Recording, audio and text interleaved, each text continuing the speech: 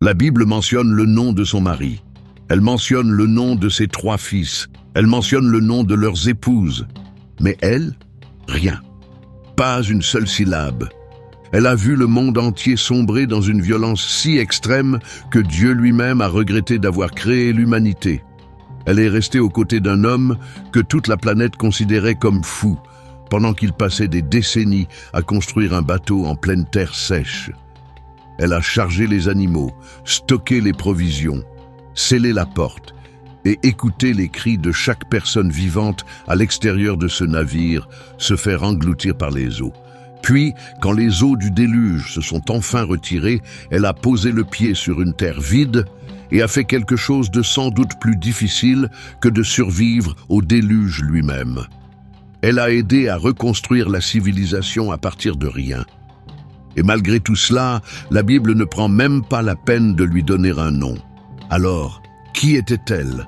Pourquoi les anciennes traditions juives, chrétiennes et islamiques se sont-elles disputées pendant des siècles sur la façon de l'appeler ? Et que peut réellement nous apprendre son silence dans les Écritures sur le rôle que les femmes ont joué dans l'événement le plus catastrophique de l'histoire biblique ? Pour répondre à cela, il faut remonter au tout début, avant Noé, avant l'arche, avant la pluie. Le livre de la Genèse dresse un portrait de l'humanité primitive qui commence avec une promesse extraordinaire et s'effondre très vite. Après qu'Adam et Ève ont quitté le jardin, leurs descendants se sont répandus sur la terre. Les gens construisaient, cultivaient, inventaient. Tubal-Caïn travaillait le métal, Jubal créait de la musique. La civilisation prenait forme. Mais quelque chose de sombre se répandait en même temps que le progrès. Le chapitre 6 de la Genèse s'ouvre sur l'un des passages les plus mystérieux et les plus débattus de toute la Bible. Les fils de Dieu virent que les filles des hommes étaient belles, et ils prirent pour femmes toutes celles qu'ils choisirent. Les spécialistes débattent du sens de ce verset depuis des milliers d'années. Certains pensent qu'il fait référence à des anges déchus qui ont franchi une limite qu'ils n'auraient jamais dû franchir.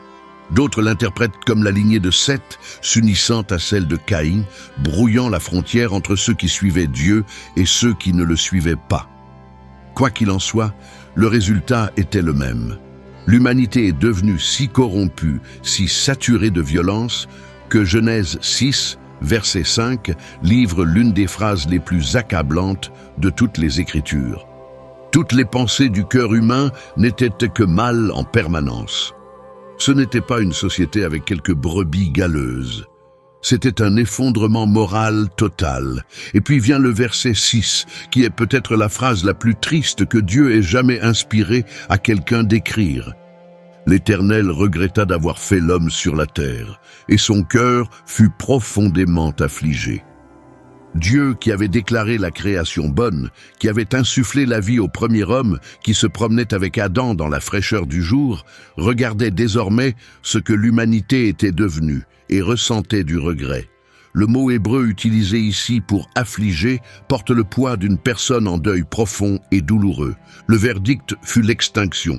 Tout être vivant sur la terre serait balayé. Tout être vivant, sauf une famille. Mais pourquoi Noé? Et surtout, pourquoi elle? Genèse 6, verset 8, présente Noé avec une phrase qui a changé le cours de l'histoire humaine. Mais Noé trouva grâce aux yeux de l'Éternel. Dans un monde où les pensées de chaque personne n'étaient que mal en permanence, un homme est resté juste. Le texte le qualifie d'intègre parmi les gens de son temps et dit qu'il marchait fidèlement avec Dieu. Il y a un détail que les gens survolent ici. Noé avait déjà 500 ans quand la Bible présente ses 3 fils, Sem, Cham et Japheth. Cela signifie qu'il avait passé des siècles à regarder le monde se dégrader autour de lui, des siècles à choisir de rester fidèle pendant que tous les autres abandonnaient complètement Dieu. Mais il ne l'a pas fait seul, parce que quelque part au cours de ces 5 siècles, Noé a rencontré une femme. Il l'a épousée. Ils ont bâti une vie ensemble. Elle lui a donné 3 fils et les a aidés à devenir des hommes fidèles dans un monde qui avait totalement renoncé à la fidélité. Pensez à ce que cela signifie. Dans une civilisation si dépravée que Dieu a décidé de la détruire, cette femme a aidé à élever 3 hommes qui étaient assez bons pour être sauvés. Dans un monde où chaque cœur n'était que mal en permanence, elle a réussi à maintenir son foyer uni. Ce n'est pas un accomplissement passif, c'est l'un des actes de fidélité les plus extraordinaires de toute la Bible. Et pourtant, le texte ne la nomme jamais. Alors comment le monde antique l'appelait-il? C'est là que les choses deviennent fascinantes. La tradition la plus largement acceptée dans la littérature rabbinique juive donne un nom à la femme de Noé, Naama. Naama apparaît dans Genèse 4, verset 22, en tant que fille de Lémec, un descendant de Caïn, et sœur de Tubal-Caïn, le premier forgeron. Les rabbins du Midrash Genèse Rabbah ont identifié cette Naama comme la femme qui épousa Noé. Mais voici ce qui rend cette théorie à la fois convaincante et profondément controversée. Si Naama était une descendante de Caïn, cela signifie que la femme de Noé venait de la lignée maudite, la lignée qui bâtissait des villes mais s'éloignait de Dieu, la lignée qui a produit le premier meurtrier. Certains érudits y voyaient de la beauté. L'union de la lignée juste de Seth avec la lignée brillante mais égarée de Caïn signifiait que la nouvelle humanité après le déluge porterait les 2 fils. La fidélité et l'ingéniosité, la dévotion et la créativité. D'autres trouvaient cela troublant. Si le mélange des lignées pieuses et impies faisait partie de ce qui avait corrompu le monde dans Genèse 6, pourquoi Dieu aurait-il permis à Noé d'épouser une femme de la lignée même qu'il s'apprêtait à juger? Les rabbins avaient une réponse à cela. Ils disaient que Naama était appelée agréable parce que ses actes étaient agréables. Contrairement au reste de sa famille, contrairement au reste de toute sa lignée, elle avait choisi un chemin différent. Elle était la preuve vivante que votre lignée ne détermine pas votre destin. Mais la tradition juive n'était pas la seule à avoir une réponse. Et les autres noms racontent une histoire très différente.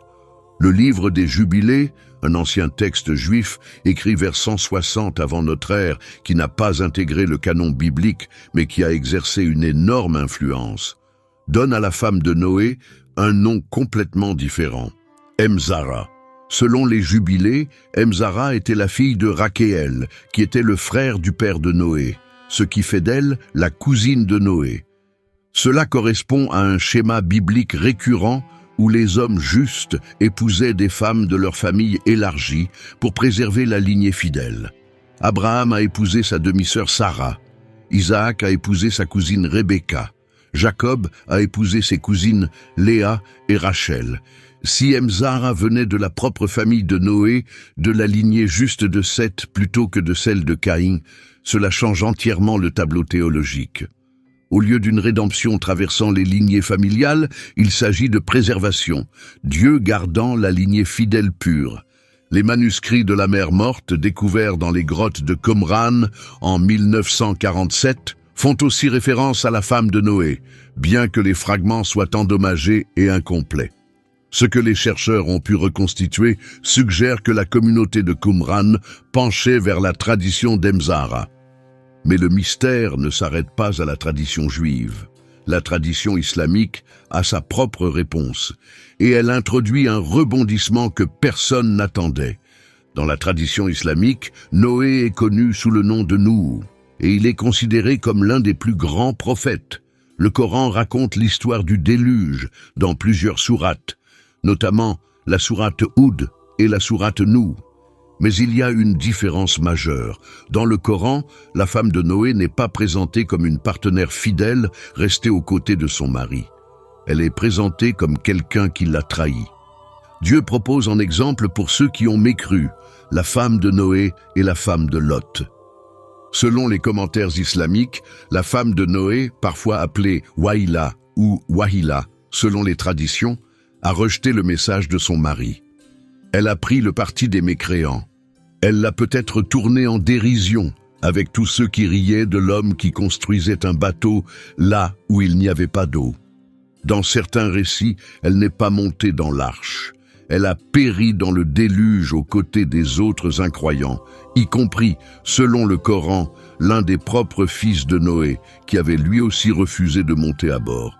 Cela crée une histoire radicalement différente. Dans le récit biblique, la femme de Noé est silencieuse, mais présente. Elle est dans l'arche, elle survit, elle aide à relancer l'humanité. Dans le récit islamique, elle est un exemple à méditer sur le fait qu'être mariée à un prophète ne garantit pas la fidélité. Alors, laquelle des deux versions est la bonne? La femme de Noé était-elle l'héroïne silencieuse ou la traîtresse suprême? La réponse honnête, c'est que nous avons affaire à des traditions religieuses différentes qui interprètent la même histoire ancienne à travers des prismes théologiques différents. Le silence de la Bible sur son nom et son caractère a permis à de multiples traditions de projeter leurs propres leçons sur elle. Mais le texte biblique lui-même est clair sur un point. Elle était dans l'arche, elle a survécu. Quel que soit son nom, quelles que soient les épreuves qu'elle a pu traverser, elle faisait partie des 8 personnes que Dieu a choisi de sauver. Et maintenant arrive la partie de l'histoire que la plupart des gens pensent connaître, mais qu'ils ne comprennent pas vraiment. La construction de l'arche. Parce que ce que Noé et sa femme ont enduré pendant ces années de construction était sans doute pire que le déluge lui-même. Mettez-vous à sa place un instant. Votre mari rentre à la maison et vous dit que Dieu lui a parlé. Le monde entier va être détruit par un déluge. Chaque personne, chaque animal, chaque être vivant sur terre va mourir. Mais votre famille, et votre famille seule, sera épargnée. Il n'y a qu'une condition. Vous devez construire un bateau. Pas n'importe quel bateau. Les dimensions que Dieu a données à Noé décrivent quelque chose de véritablement massif. 300 coudées de long, 50 coudées de large et 30 coudées de haut. Soit environ 137 mètres de long, 23 mètres de large et 14 mètres de haut. Pour donner une idée, c'est à peu près la longueur d'un terrain et demi de football. Ce n'était pas un projet de week-end. La tradition juive suggère que la construction a duré 120 ans. Même les estimations les plus prudentes parlent de plusieurs décennies. Et pendant tout ce temps, Noé et sa famille construisaient ce navire dans un monde qui, selon de nombreux spécialistes, n'avait même jamais connu la pluie. Genèse 2, verset 6, suggère qu'avant le déluge, la terre était arrosée par une brume montant du sol et non par des précipitations. Imaginez les moqueries. Les sources rabbiniques anciennes décrivent en détail les railleries que Noé a subies. Les gens venaient de très loin pour regarder le fou construire son bateau. Ils riaient, ils le narguaient, ils lui lançaient des choses. Elle est tout l'eau, Noé. Tu crois que Dieu te parle, tu te crois spécial. Ta femme doit être aussi folle que toi. Et les coups les plus cruels venaient probablement de ses propres proches. Imaginez sa mère débarquant sur le chantier. « Rentre à la maison, laisse cette folie. Tes enfants méritent une vie normale. » Ou sa sœur refusant de venir la voir parce que les voisins parlaient. Ce genre de rejet silencieux et personnel qui fait plus mal que n'importe quelle moquerie d'un inconnu.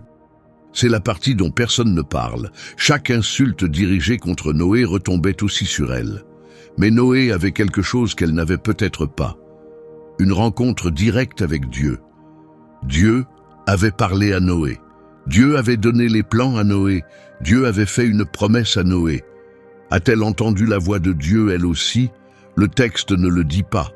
Ce qui signifie qu'elle fonctionnait peut-être uniquement sur la confiance en la parole de son mari, pendant des décennies, tandis que le monde entier, y compris des gens qu'elle aimait, lui disait qu'elle avait tort.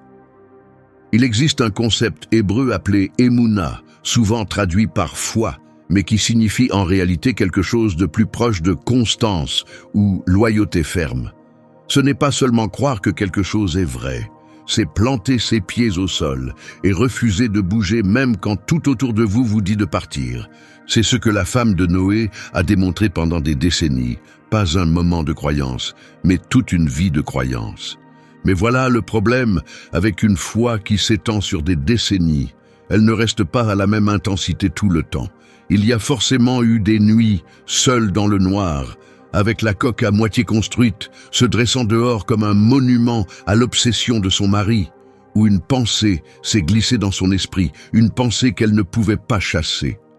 Et si mon mari avait pris sa propre peur pour la voix de Dieu et que j'avais passé toute ma vie à construire un monument à son erreur? Elle n'avait pas la certitude d'un prophète, elle avait le choix d'une épouse. Et chaque matin, elle choisissait de rester.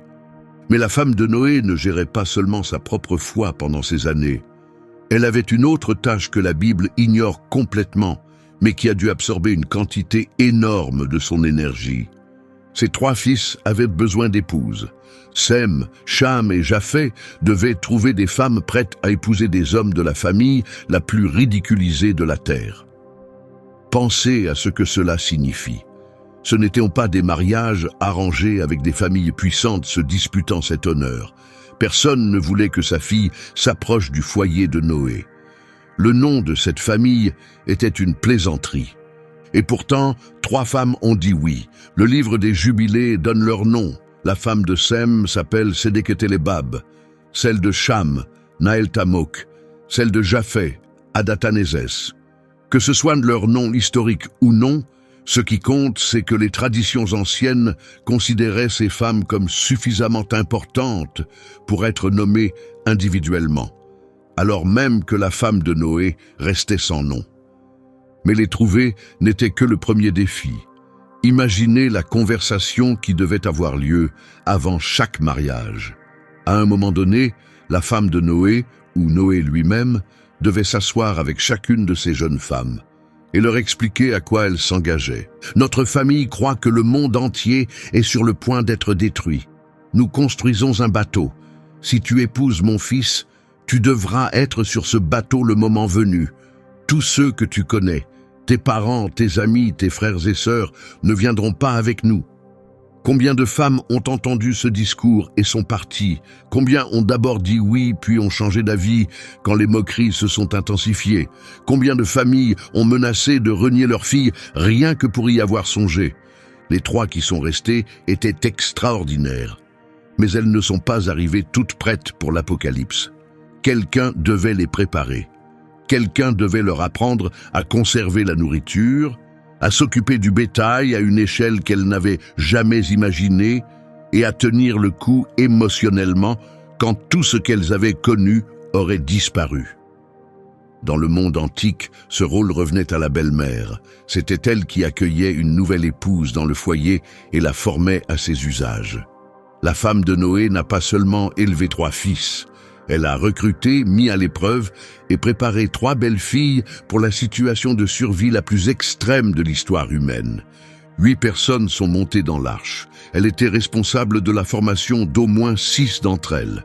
Et elle ne préparait pas seulement les personnes, elle préparait l'arche elle-même, parce que quelqu'un devait résoudre les problèmes logistiques que la Bible ne mentionne pas.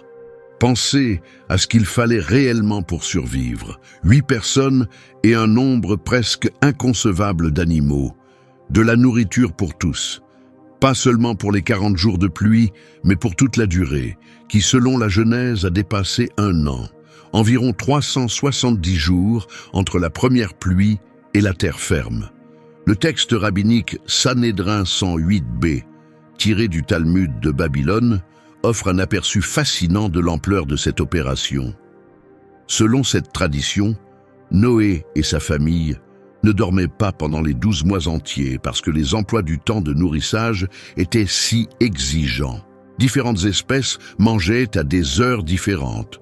Certaines étaient nocturnes, certaines devaient être nourries toutes les quelques heures. Le Talmud raconte que Noé fut en retard pour nourrir le lion une fois, et le lion le frappa, le laissant boiteux pour le reste de sa vie. Si un seul retard de nourrissage a failli coûter sa jambe à Noé, imaginez le niveau d'organisation nécessaire pour maintenir ce rythme pendant une année entière. Quelqu'un devait concevoir ce système. Quelqu'un devait trouver comment stocker assez de grains, de fruits séchés et de fourrage pour tenir plus de 12 mois.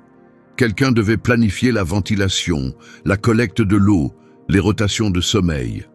Noé a construit l'arche, mais qui en a organisé l'intérieur? Dans le monde antique, la gestion du foyer, la conservation des aliments et l'approvisionnement revenaient très largement aux femmes. C'est elle qui a rendu ce navire vivable. Et puis le jour est arrivé, le jour qu'ils savaient tous inévitable, mais auquel ils ne pouvaient jamais vraiment se préparer. Le chapitre 7 de la Genèse décrit le chargement de l'arche. 7 paires de chaque animal pur, une paire de chaque animal impur, 7 paires de chaque espèce d'oiseau, de la nourriture pour tous. Puis Noé, sa femme, ses 3 fils et leurs 3 épouses entrèrent dans l'arche. Et alors, le verset 16 livre une phrase qui devrait vous arrêter net. Puis l'Éternel ferma la porte sur lui. Dieu lui-même a fermé la porte, pas Noé, pas sa femme, aucune main humaine. Le caractère définitif de ce moment est vertigineux. Tous ceux qu'ils avaient jamais connus se trouvaient désormais de l'autre côté d'une porte que Dieu avait fermée, et elle avait peut-être de la famille derrière cette porte. Des parents qui lui avaient dit de rentrer à la maison, une sœur qui avait cessé de venir la voir, des amis d'enfance qui n'avaient jamais compris. Et pensez aux 3 belles filles, leurs familles étaient derrière cette porte elles aussi, leur mère, leur père, les gens qui les avaient élevées.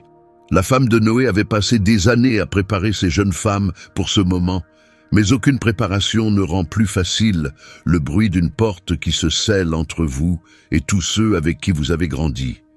Le texte ne nous dit pas si elle a pleuré, il ne nous dit pas si elle a posé sa main contre le bois scellé et murmuré un adieu. Il nous dit simplement qu'elle était à l'intérieur et qu'eux ne l'étaient pas.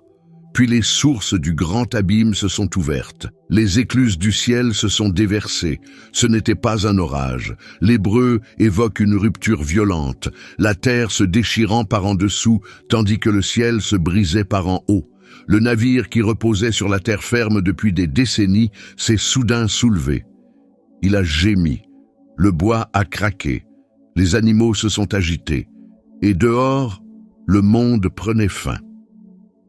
Ce qui s'est passé au cours de l'année suivante à l'intérieur de cette arche est la partie de cette histoire qui mérite bien plus d'attention qu'elle n'en reçoit d'habitude. Parce que le récit du déluge, dans la plupart des versions, se concentre sur l'eau, la pluie, la montée des mers, la destruction. Mais la vraie histoire, son histoire à elle, s'est déroulée à l'intérieur. Imaginez la scène, 8 personnes dans un navire flottant, l'obscurité totale, à part les lampes à huile et le peu de lumière qui passait par l'unique fenêtre près du toit. Le bruit constant de l'eau, l'odeur de centaines d'animaux dans un espace clos, et cette certitude, lourde et inévitable chaque matin, que tous les autres avaient disparu. Ces 8 personnes étaient les derniers êtres humains vivants, flottant au-dessus des tombes de tous ceux qu'ils avaient jamais connus, et ils n'avaient aucune garantie de quand, ni même de si, ils retrouveraient la terre ferme.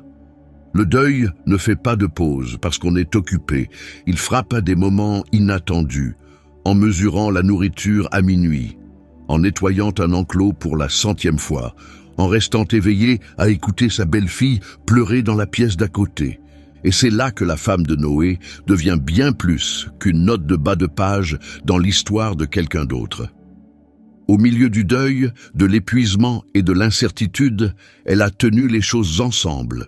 Elle a maintenu les horaires de nourrissage. Elle s'est assurée que ses fils et ses belles-filles ne s'effondrent pas. Elle a maintenu l'ordre dans un navire rempli d'animaux effrayés et d'humains traumatisés. Pas parce que les Écritures le lui avaient demandé, pas parce qu'un ange était apparu, parce que cela devait être fait et qu'elle était le genre de personne qui faisait ce qui devait être fait. Il y a peut-être eu une nuit, au bout de 4 mois, quand l'eau s'étendait jusqu'à chaque horizon et que le silence dehors était absolu, où elle s'est assise seule dans le noir et a senti quelque chose proche de la rupture. Peut-être qu'elle a prié et n'a rien entendu en retour. Peut-être qu'elle a crié dans ses mains pour que personne n'entende. Peut-être qu'elle a juste fixé le mur et laissé le vide la traverser.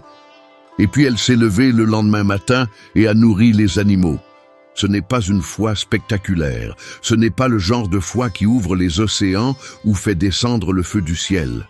C'est le genre de foi qui sort du lit quand il n'y a aucune raison de le faire, sauf que quelqu'un doit le faire. Et c'est le genre de foi pour lequel la Bible ne semble jamais écrire de cantique. Mais sans elle, rien ne survit. Puis, après des mois qui ont dû sembler des années, quelque chose a changé.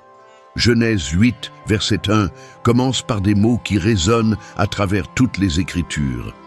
Mais Dieu se souvint de Noé. Dieu s'est souvenu, non pas qu'il avait oublié. Le mot hébreu « zakar » signifie quelque chose de plus proche de tourner son attention active vers. Dieu a dirigé son regard vers cette petite famille flottant sur les débris de l'ancien monde. Un vent souffla sur la terre, les eaux commencèrent à se retirer, l'arche se posa sur les montagnes d'Ararat. Puis vint l'une des plus belles séquences de la Genèse. Noé envoya un corbeau. Il allait et venait, ne trouvant nulle part où se poser. Puis il envoya une colombe. La colombe revint parce qu'il n'y avait pas de sol sec. 7 jours plus tard, il envoya la colombe à nouveau. Cette fois, la colombe revint avec une feuille d'olivier fraîche dans son bec. Pendant plus d'1 an, il n'avait rien vu d'autre que de l'eau. Pas de verdure, pas de pousses. Aucun signe que le monde portait encore la vie. Et puis un oiseau revient avec une simple feuille qui dit que la terre guérit. 7 jours de plus. Noé envoya la colombe à nouveau. Cette fois, elle ne revint pas. Le monde était prêt. Dieu parla de nouveau. « Sors de l'arche, toi, ta femme, tes fils et les femmes de tes fils. » Remarquez le langage. « Sors », comme si Dieu se tenait dehors et les accueillait. Et remarquez qui est mentionné. Noé et sa femme. Elle est citée nommément. Quel que soit le rôle qu'elle a joué à l'intérieur de cette arche, Dieu l'a reconnue aux côtés de Noé. Ils ont posé le pied sur une terre vide, lavée, pas de bâtiment, pas de route, pas d'autres personnes, juste la terre, le ciel et le silence écrasant d'un monde ne comptant que 8 habitants humains. Noé bâtit un autel et offrit des sacrifices à Dieu, et Dieu fit une promesse. Jamais plus je ne maudirai le sol à cause de l'homme, jamais plus je ne détruirai tous les êtres vivants. Puis vint l'arc-en-ciel, le signe de l'alliance, placé dans le ciel comme un rappel permanent que les eaux de destruction ne reviendraient jamais. Mais survivre n'était que la moitié du défi. Maintenant venait la partie la plus difficile. Et c'est le chapitre de cette histoire que presque personne ne raconte. 8 personnes debout sur une planète vide, pas d'infrastructure, pas de voisins, pas de marché, pas de réserve de semences, pas d'outils, sauf ceux qu'ils avaient emportés sur l'arche. Pas d'abri, sinon l'arche elle-même, et elle n'était pas conçue pour être un foyer permanent.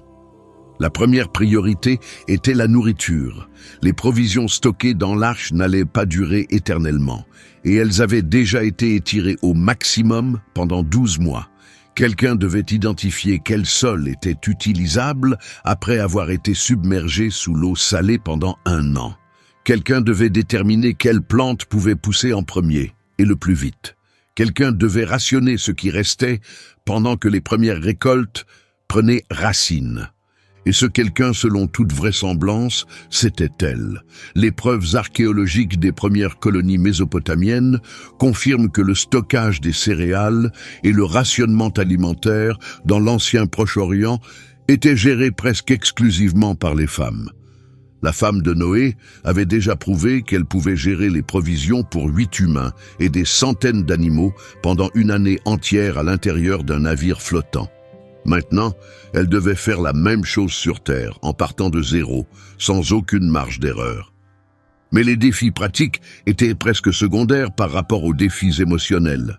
Pensez à ce que ces premières semaines ont dû être. Ils sortaient chaque matin dans un silence absolu. Pas de chants d'oiseaux venant des villages alentours. Pas de martelage lointain venant de l'atelier d'un voisin. Pas de rire d'enfants dans les champs. Juste le vent, l'eau et le lent grincement de l'arche vide derrière eux. Les 3 belles filles avaient laissé leurs mondes entiers derrière elles. Chaque visage qu'elles avaient jamais connu, à l'exception des 7 personnes devant elles, avait disparu. Le chagrin venait par vagues. Une odeur qui rappelait à l'une la cuisine de sa mère. Une certaine qualité de lumière en fin d'après-midi qui ressemblait exactement à la vue depuis une fenêtre d'enfance qui n'existait plus. La femme de Noé devait accueillir ce chagrin tout en poussant tout le monde vers l'avant. Elle ne pouvait pas les laisser s'effondrer dans le deuil. Il y avait des animaux à soigner, des abris à construire, des sources d'eau à trouver, mais elle ne pouvait pas non plus faire comme si le chagrin n'existait pas, parce qu'un deuil refoulé se transforme en amertume, et l'amertume dans un groupe de 8 personnes, 100 personnes d'autres sur Terre, pouvait les détruire plus vite que le déluge ne l'avait fait. Elle devait trouver l'équilibre entre honorer ce qui avait été perdu et construire ce qui venait ensuite. Chaque jour, sans guide et sans précédent. Et puis il y avait les relations. 8 personnes en isolement total, sous un stress extrême, sans aucune possibilité de s'éloigner les uns des autres. Jamais. Qui décide où construire le premier abri? Qui obtient la meilleure terre pour les plantations? Quand le premier bébé naît et qu'une belle fille a besoin de repos, qui prend sa part du travail? Quand Cham et Sem ne sont pas d'accord sur le fait de s'installer ici ou de continuer plus loin, qui joue le médiateur? Les dynamiques familiales sont compliquées quand on a un quartier où se réfugier. Quand votre famille est la totalité de la population humaine de la planète, chaque conflit est existentiel. C'était elle qui avait formé ces belles filles. C'était elle qui avait maintenu 8 personnes ensemble dans une boîte flottante pendant 1 an. C'était elle qui gérait ces dynamiques maintenant. Lentement, douloureusement, ça a marché. La Genèse nous dit que Noé planta une vigne, ce qui signifie que l'agriculture avait pris racine. Les animaux qui avaient quitté l'arche commencèrent à se reproduire et à se répandre. Les 3 fils et leurs épouses commencèrent à avoir des enfants. La vie, fragile et nouvelle, recommençait à pousser sur les ossements de l'ancien monde. Voici quelque chose qui ne reçoit pas assez d'attention. Quand la Bible dit que la famille de Noé a repeuplé la terre, elle fait une affirmation stupéfiante au sujet de la femme de Noé. Genèse 9, verset 19, le dit clairement. Ce sont les 3 fils de Noé, et c'est leur descendance qui s'est répandue sur toute la terre. Chaque personne vivante aujourd'hui, selon le récit biblique, descend de Sem, Cham et Japheth, ce qui signifie que chaque personne vivante aujourd'hui descend de la femme qui leur a donné naissance et qui les a élevés. Si Ève est appelée la mère de tous les vivants dans Genèse 3, verset 20, alors la femme de Noé mérite le même titre pour le monde d'après le déluge. Elle est la seconde mère de toute l'humanité. Chaque nation, chaque culture, chaque langue, chaque peuple sur la planète remonte jusqu'à elle. Genèse 10, souvent appelée la table des nations, retrace les descendants de chaque fils dans les civilisations du monde antique. De Japheth sont venus les peuples d'Europe et de certaines parties de l'Asie. De Cham sont venus les peuples d'Afrique et de Canaan. De Sem sont venus les peuples sémitiques, y compris les Hébreux, et finalement la lignée qui mène à Abraham, David et Jésus. Tout cela passe par elle.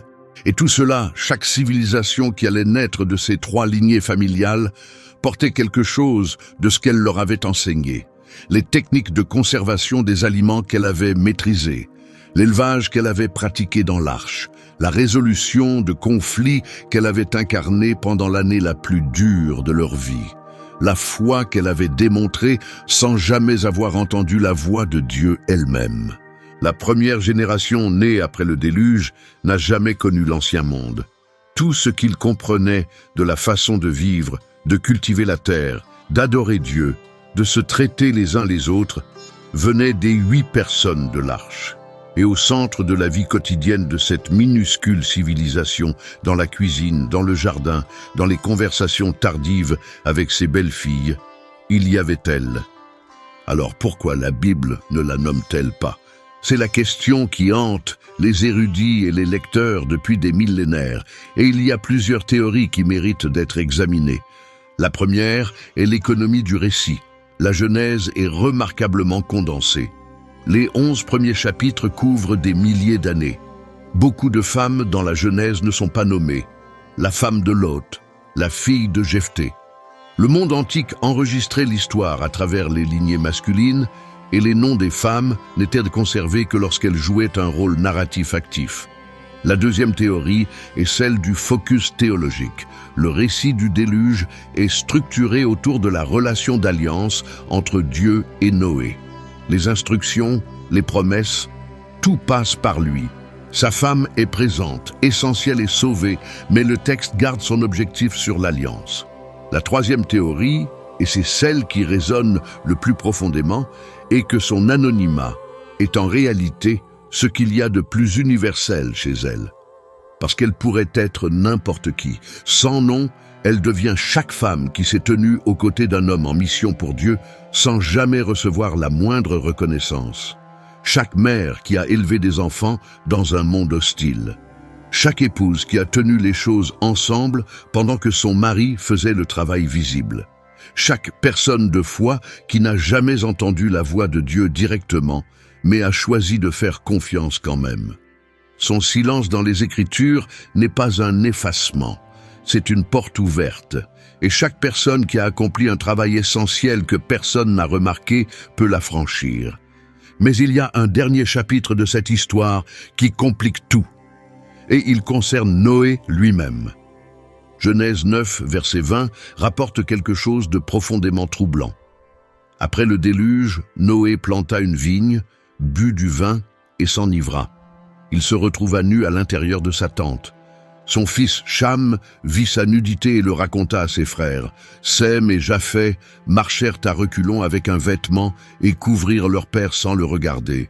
Quand Noé se réveilla et apprit ce que Cham avait fait, il maudit le fils de Cham, Canaan. Les conséquences de cette malédiction ont résonné à travers des siècles d'histoire biblique. Mais voici la question que personne ne pose. Où était sa femme pendant tout cela ? La femme qui avait tout tenu ensemble dans l'arche, qui avait géré un zoo flottant pendant 1 an, qui avait aidé à reconstruire la civilisation à partir de rien. Où était-elle quand Noé s'est effondré ? Était-elle en deuil dans une autre pièce ? Avait-elle déjà vu les signes et tenté d'intervenir ? Était-ce elle qui avait envoyé Sem et Japheth couvrir leur père ? Nous ne le savons pas. Le texte se tait sur elle, comme il l'a toujours fait. Mais ce que nous savons, c'est ceci. La dernière image de Noé dans la Genèse est celle d'un homme qui a trébuché. Et l'image durable de sa femme, même sans nom, est celle d'une femme qui ne l'a jamais fait. La femme de Noé n'a pas ouvert une mer. Elle n'a pas terrassé un géant. Elle n'a pas mené une armée ni prononcé une prophétie. Elle a fait quelque chose de plus discret et, à bien des égards, de plus difficile. Elle a cru sans entendre la voix de Dieu. Elle a travaillé sans recevoir de reconnaissance. Elle a enduré sans se briser. Elle a donné naissance à un nouveau monde, sans que personne ne consigne son nom. Mais peut-être que la Bible a eu raison de laisser cet espace vide, parce que son histoire ne parle pas d'un nom. Elle parle de ce que signifie se présenter, jour après jour, quand personne ne regarde et personne ne prend de notes. Elle a sauvé l'humanité, pas avec une épée, pas avec un discours, pas avec un miracle, avec la constance, avec ses mains, avec l'émouna. La Bible regorge de femmes qui ont changé l'histoire depuis les coulisses, et certaines d'entre elles ne sont pas restées silencieuses. La prochaine fois, nous raconterons l'histoire de Yaël, la femme qui a enfoncé un piquet de tente dans le crâne d'un général cananéen pendant qu'il dormait sous sa tente. Cette vidéo est à l'écran en ce moment. Et si vous êtes arrivé jusqu'ici, vous savez déjà que cette chaîne va plus en profondeur que la plupart. Abonnez-vous pour ne rien manquer. On se retrouve là-bas.